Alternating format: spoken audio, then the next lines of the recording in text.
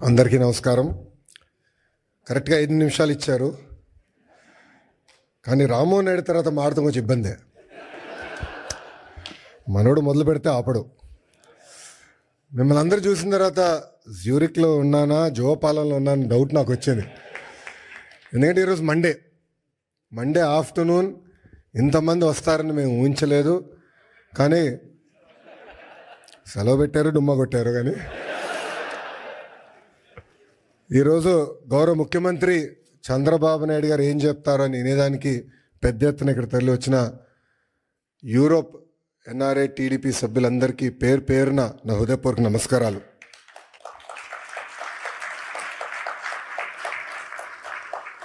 తెలుగు జాతి సత్తా ఏంటో ఢిల్లీకి వినిపించిన వ్యక్తి విశ్వవిఖ్యాత నరసార్వభౌమ స్వర్గీయ శ్రీ నందమూరి తారక రామారావు గారు.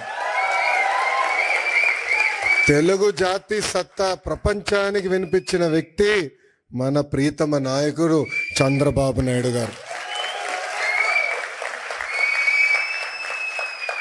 చంద్రబాబు నాయుడు గారు ముఖ్యమంత్రి అయినప్పుడు కరెక్ట్గా నేను 8th క్లాస్లో ఉండే. నాకు ఇప్పుడు కూడా ఆ 10 సంవత్సరాలు 94, 95 నుంచి 2004 వరకు మనం ఒకసారి చూస్తే ఒక్క ఫోటో సమ్మప్ చేస్తుంది ఆయన పరిపాలన. న్యూయార్క్లో వర్షం పడుతున్న సమయంలో ఆయన చేతిలో ఒక ఫైల్ పెట్టుకుని, చంకులో ఫైల్ పెట్టుకుని బ్యాగ్ మోసుకుంటూ నడుస్తూ ఉంటారు ముఖ్యమంత్రిగా. ఆనాడు ఆయన విజన్ 2020 అంటే చాలామంది ఎగతాళి చేశారు.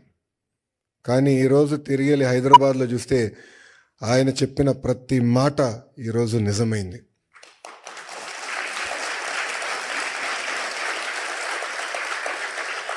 బాబు గారు 4వ సారి ముఖ్యమంత్రి అయ్యారు. కానీ రాము అన్నట్టు మా అందరికన్నా స్పీడ్. సో రాము అడిగాడు, అన్నా నువ్వు ఢిల్లీ ఫ్లైట్లో వస్తున్నావు అంటే, డోస్ నీకు జాలేరా, నేను వద్దా ఫ్లైట్లో, నేను బాంబే నుంచి వస్తానని చెప్పా. కరెక్ట్గా విఐపి లాంచ్లో దిగిన తర్వాత అడిగా రాముని, ఎలా ఉందిరా ఫ్లైట్ అంటే, అన్న పడింది నాకు అన్నాడు. అంటే చంద్రబాబు నాయుడు గారు ఒక సోర్స్ ఆఫ్ ఎనర్జీ.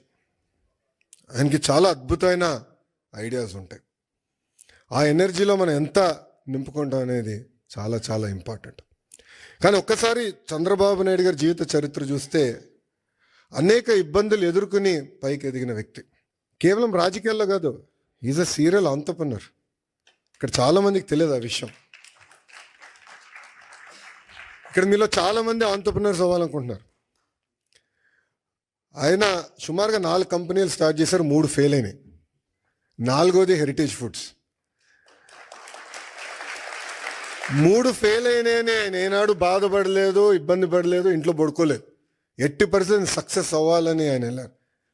రాజకీయాల్లో మనం చూసాం, ముఖ్యమంత్రిగా దేశం మొత్తం ఆయన వైపు చూసే విధంగా నాయకుడిగా ఆయన ఎదిగిన.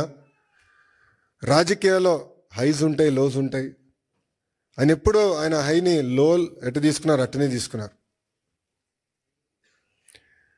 వాస్తవంగా మాకు లోయెస్ట్ పాయింట్ బాబు గారిని అరెస్ట్ చేసినప్పుడు, బహుశా ఇక్కడున్న అందరు కూడా అది మన జీవితంలో లోయెస్ట్ పాయింట్.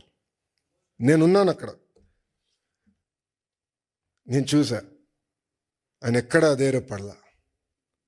చూశారు, జడ్జి వైపు కూడా నవ్వుతా చూసి నడుచుకుంటూ వెళ్ళారు. ఎక్కడ అధైర్యపడలా. 52 రోజులు ఆయన బంధిస్తే మేము వెళ్ళేవాళ్ళం ములాఖాత్కి. మళ్ళీ అక్కడ కూడా మాకు అక్షంతలు పడేది. మొత్తం ఆయన చదివేసేవారు డాక్యుమెంట్లు, నోటింగ్స్తో సహా మాకు చెప్పారు, ఇక్కడ మీరు వీక్గా ఉన్నారు, ఇక్కడ చూసుకోండి, ఇక్కడ జాగ్రత్తగా ఉండండి. ఎప్పుడు అధైర్యపడలా. ఆయన బయటకు వచ్చిన తర్వాత కూడా ఒక సింహంలాగా వచ్చారు. ఆ విజువల్స్ మనందరం చూసాం.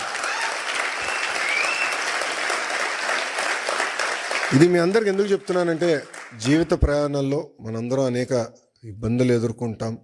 ఒక ఆంటర్‌ప్రెన్యూరల్ జర్నీ అవ్వచ్చు, పొలిటికల్ జర్నీ అవ్వచ్చు, మనందరం అనేక ఇబ్బందులు ఎదుర్కొంటాం. కానీ నమ్ముకున్న దానికోసం అహర్నిశలు కష్టపడితే మనం ఆశించింది, ఆలోచించింది సాధించగలుగుతామన్న నిజం స్వరూపం గౌరవ ముఖ్యమంత్రి చంద్రబాబు నాయుడు గారు. ఎన్ఆర్ఐస్ అంటే నాన్ రెసిడెంట్ ఇండియన్స్ అంటారు. నాకు మటుకు మీరు ఎంఆర్ఐస్, మోస్ట్ రిలయబుల్ ఇండియన్స్.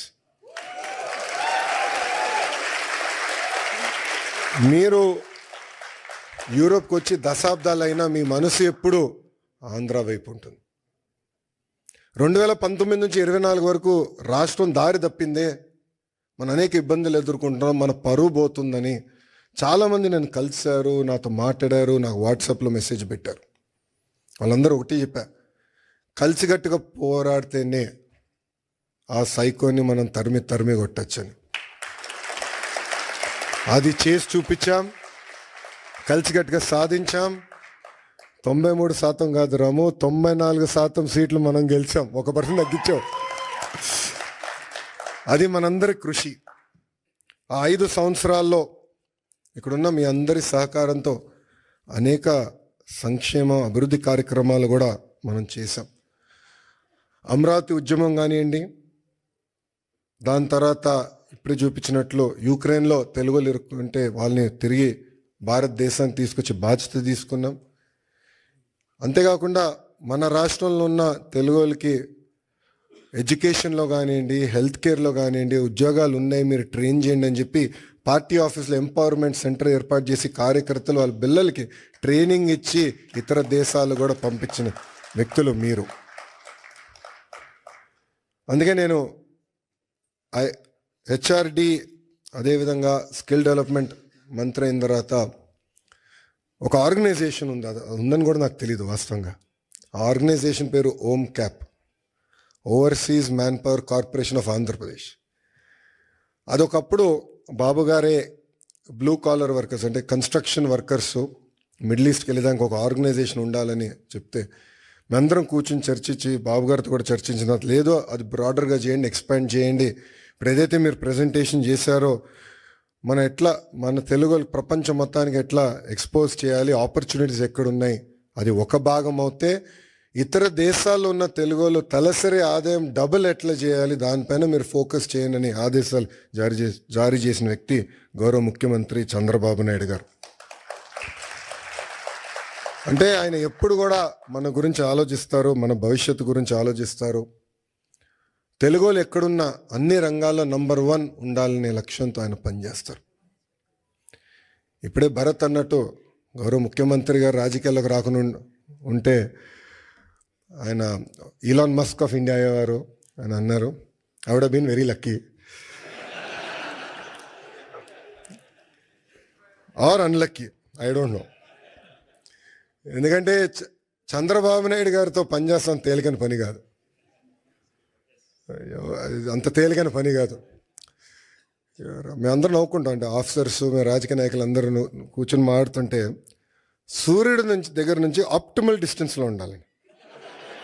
సూర్యుడి దగ్గరికి వెళ్తే మాడి మస్ అయిపోతాం, సూర్యుడి దగ్గర దూరంగా ఉంటే చల్లగా ఉంటుంది.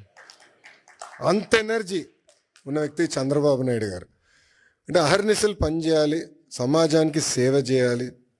అటు తెలంగాణ కానివ్వండి, ఆంధ్ర కానివ్వండి, తమిళనాడు, కర్ణాటక, అండమాన్ నికోబార్, ప్రపంచంలో ఎక్కడ తెలుగు వాళ్ళు ఉన్నా అన్ని రంగాల వాళ్ళు నంబర్ 1 ఉండాలి, వాళ్ళు ముందలు తీసుకెళ్ళే లక్ష్యంతో ఇప్పుడు కూడా అహర్నిశలు పనిచేస్తున్నారు. ఇప్పుడే రాము అన్నట్టు మన ఎన్నికల్లో అందరం కలిసికట్టుగా పనిచేశాం. మీలో చాలామంది తిరిగి భారతదేశానికి వచ్చారు, నెలల పాటు లీవ్ పెట్టి మా కోసం మీరు కష్టపడ్డారు. అది జీవితాంతం మేము గుర్తుపెట్టుకుంటాం.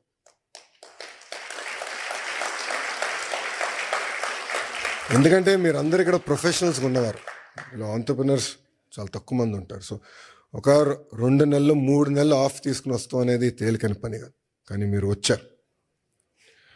ఇప్పుడు అదే స్ఫూర్తి, అదే ఎనర్జీ రాష్ట్ర పునర్నిర్మాణం కోసం మనం పెట్టాల్సిన అవసరం ఉంది. అసలు పరిస్థితులు చాలా దారుణంగా ఉన్నాయి రాష్ట్రంలో. ఫైనాన్స్ సెక్రటరీ గారు ఇప్పుడే కరెక్ట్ టైం బయటకు వెళ్ళారు. ఆయన మన ఫీ రీయింబర్స్మెంట్ విషయంలో, ఫీ రీయింబర్స్మెంట్ మనం చెల్లించాలి, చాలా ఆలస్యమైందంటే అంటే ప్రయారిటీస్లో ఇది ఇంక ప్రయారిటీ ఉంది, చేయాలి, మనం కంపల్సరీ చెల్లించాలంటే చాలా కష్టపడాల్సి వచ్చింది. అంటే అప్పుల పాలైపోయాం, వడ్డీ కట్టలేకపోతున్నాం, జీతాలు సకాలంగా చెల్లించలేకపోతున్నాం, అనేక ఇబ్బందులు. బట్ బాబు గారు పదే ఒక మాట అంటారు, opportunities are where crisis are. So అందరం మన రాష్ట్రాన్ని పునర్నిర్మాణం చేసుకోవాలి. ఇప్పుడే రాము ఒక మంచి మాట అన్నారు, తెలుగులో ఆంధ్ర రాష్ట్రాన్ని వదిలేసి ఇతర దేశాలకు వెళ్ళి నంబర్ 1 అయ్యారు, కానీ ఆంధ్ర రాష్ట్రం వెనుకబడి ఉంది. ఇప్పుడు తిరిగి రండి, పునర్నిర్మాణం చేద్దాం, కలిసికట్టుగా కష్టపడదాం. 5 సంవత్సరాలు, ఎక్కువ సమయం అవసరం లేదు, 5 సంవత్సరాలు ప్రపంచానికి మళ్ళీ ఆంధ్ర రాష్ట్రం అంటే ఏంటో చేసి చూపించుదామని ఈ సభాముఖం మిమ్మల్ని అందరినీ కోరుకుంటూ, ఇప్పుడే భరత్ చెప్పినట్లు ఎకనామిక్ డెవలప్మెంట్ బోర్డు ఉంది. ఎవరైనా పెట్టుబడులు పెట్టాలన్నా, ఇంటరాక్షన్ చేయాలన్నా ఒక ఆర్గనైజేషన్ ఇప్పుడు క్రియేట్ చేశాం. That will be your single port to call. అదేవిధంగా ఓమ్ క్యాప్లో కూడా కొత్త లీడర్షిప్ తీసుకొచ్చాం, వాళ్ళతో కూడా మీరు కోఆర్డినేట్ చేయొచ్చు. ఇక్కడ చాలామందికి నా వాట్సాప్ నెంబర్ ఉంది, చాలామంది నాకు మెసేజ్ పెడతా ఉంటారు. మీ ఫీడ్బ్యాక్ కూడా మాకు చాలా చాలా అవసరం. కేవలం అభివృద్ధి కాదు, రాజకీయ పరంగా కూడా మీ ఫీడ్బ్యాక్ మాకు చాలా చాలా అవసరం. Time to time me feedback తీసుకుని ఒకవేళ దారి తప్పుతున్నా అంటే మళ్ళీ సరైన దారిలో పెట్టాల్సిన బాధ్యత కూడా మన పైన ఉంటుంది. సో ఆ ఫీడ్బ్యాక్ కూడా మీరు ఇవ్వాలని సభాముఖంగా కోరుకుంటూ, ఒక మిత్రుడు కూర్చున్నప్పుడు చూపించాడు, ఒక అతని పేరు ఎర్ర బుక్ గురించి చూపించాడు. పాదయాత్రలు ఎర్ర బుక్ గురించి మాడితే ఎవడు పట్టించుకోలేదు. అబ్బా, ఎన్నికలైన తర్వాత అది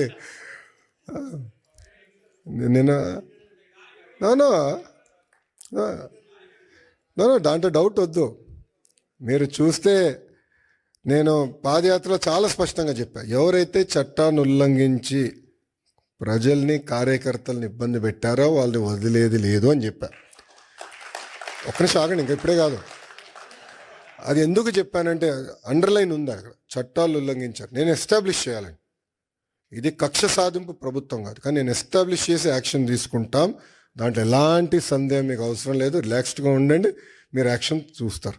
ఆల్రెడీ మొదలైంది, పూర్తి కూడా చేసే బాధ్యత మేము తీసుకుంటాం. చివరిగా ఇంకా నేను ఇప్పటికీ చాలా మాట్లాడా, గౌరవ ముఖ్యమంత్రి గారు మైక్ ఇవ్వాలి. చివరిగా మిమ్మల్ని అందరిని కోరేది, గౌరవ ముఖ్యమంత్రి గారు స్పీచ్ అయిన తర్వాత నా కోరిక మేరకు గౌరవ ముఖ్యమంత్రి గారు అందరితో ఫోటోలు దిగుతున్నారు. ఒక్క నిమిషం దయచేసి క్రమశిక్షణతో మళ్ళీ అందరూ చైన్ పైన పడితే మీకు తెలుసు, చాలా జాగ్రత్తగా ఉండాలి. అందరూ డ్యాస్ పైకి రండి, 1 by 1 నీట్గా ఫోటోలు దిగి మళ్ళీ భోజనం కలవచ్చు. ఇప్పటికీ బాగా ఆలస్యమైంది. ఈ మీటింగ్ అయిన తర్వాత మళ్ళీ గౌరవ ముఖ్యమంత్రి గారు డావోస్కి వెళ్ళాలి, ఇండియా పెవిలియన్ ఓపెనింగ్కి వెళ్ళాలి.